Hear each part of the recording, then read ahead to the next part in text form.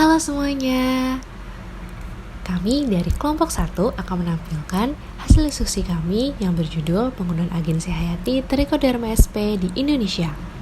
Anggota kelompok kami ada Carquita, Intan, Nashwa, dan Hafifah. Yuk kita mulai videonya. Untuk materi yang pertama ada pengenalan Trichoderma sp.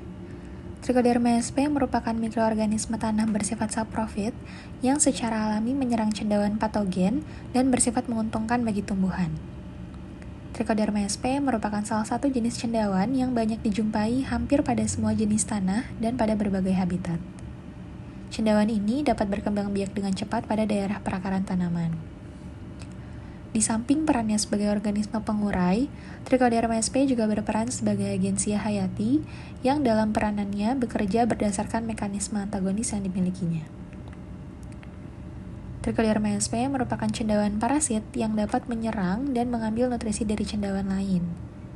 Spesies ini mampu memarasit cendawan patogen tanaman dan bersifat antagonis karena memiliki kemampuan untuk mematikan atau menghambat pertumbuhan cendawan lain. Selanjutnya ada karakteristik dan habitat dari Trichoderma sp. Trichoderma sp memiliki hifa yang tipis dan bercabang dengan diameter sekitar 2-4 mikrometer. Umumnya berwarna putih keabu-abuan tergantung pada spesies dan lingkungan tempat tumbuh.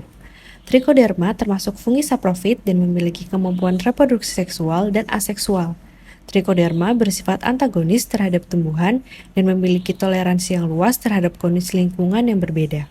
Habitatnya sendiri, Trichoderma sp memiliki habitat yang sangat beragam, mencangkup lingkungan tanah, tumbuhan, air, dan udara. Beberapa spesies Trichoderma sp ditemukan pada tumbuhan, seperti pada akar tumbuhan dan batang tumbuhan.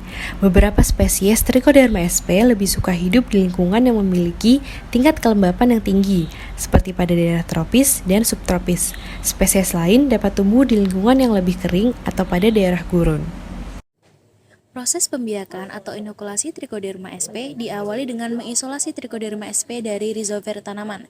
Contoh rhizover tanaman yang dapat digunakan adalah tanaman pertanian seperti cabai, tomat, dan stroberi. Selain itu, rhizover pepohonan juga dapat digunakan untuk isolasi Trichoderma sp. Selanjutnya, sampel dibuat serial dilusi hingga 10⁻6.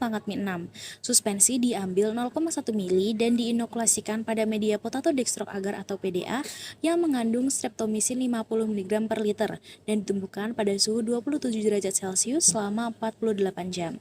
Kemudian biarkan dimurnikan dengan metode monospora. Conidia cendawan disuspensikan dengan aquades pada objek gelas dengan cairan distrik, lalu ditumbuhkan di media PDA pada suhu 27 derajat Celcius selama 10-18 jam. Conidia yang berkecambah dipindah pada media PDA baru dan dibiarkan kembali. Pada tahapan terakhir, dilakukan identifikasi cendawan murni dalam media menggunakan pencairan karakter morfologi Trichoderma sp dari buku referensi yang digunakan. Berikutnya yaitu penggunaan Trichoderma sp. Trichoderma sp diketahui memiliki kemampuan antagonis terhadap cendawan patogen, sehingga dapat dijadikan sebagai agen pengendali hayati patogen tanaman. Kelebihan penggunaan Trichoderma sp ini antara lain mudah diisolasi, memiliki daya adaptasi yang luas, dapat tumbuh dengan cepat pada berbagai substrat, memiliki kisaran mikroparasitisme yang luas, dan tidak bersifat patogen pada tanaman, namun bersifat parasit terhadap cendawan patogen. Trichoderma sp diketahui memiliki mekanisme antagonisme terhadap beberapa patogen tular tanah, antara lain Sclerotinia sp, Fusarium sp, Pythium sp, Rhizoctonia sp, Ganoderma sp, dan Rigidosporus lignosus. Mekanisme antagonisme ini terbagi menjadi 3 jenis, yaitu kompetisi, parasitisme, dan antibiosis. Yang pertama yaitu kompetisi. Beberapa jenis Trichoderma sp menghasilkan siderofor yang mengkilat besi dan menghentikan pertumbuhan jamur lain. Contohnya yaitu pada Fusarium sp. Pada siklus hidup Fusarium sp, kebutuhan nutrisi sangat diperlukan untuk mempertahankan tingkat perkecambahan. Perkecambahan tersebut dapat menurun jika terjadi kompetisi nutrisi dengan mikroorganisme lain. Trichoderma sp mengendalikan Fusarium oxysporum dengan mengkoloni rhizosfer dan mengambil nutrisi lebih banyak. Yang kedua yaitu parasitisme. Jamur Trichoderma sp dapat menjadi hiperparasit pada beberapa jenis jamur penyebab penyakit tanaman, dan pertumbuhannya sangat cepat. Pada umumnya, mekanisme antagonisme Trichoderma sp dalam menekan patogen yaitu sebagai mikoparasitik dan kompetitor yang agresif. Awalnya, hifa Trichoderma sp tumbuh memanjang, kemudian membelit hifa inangnya dengan lilitan spiral yang agak jarang dan membentuk alat pengait.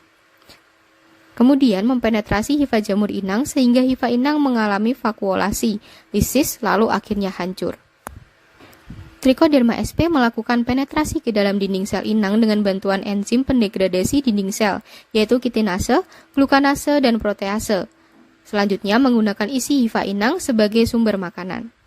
Yang ketiga yaitu antibiosis. Ketika melilit dan menghasilkan enzim untuk menembus dinding sel inang, kapang Trichoderma sp juga menghasilkan antibiotik gliotoksin dan viridian.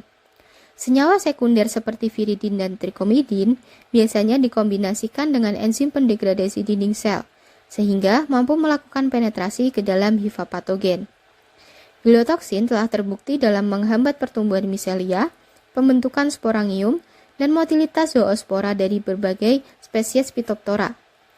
Gliotoksin hanya diproduksi oleh strain tertentu yang disebut dengan strain Q dalam Trichoderma virens.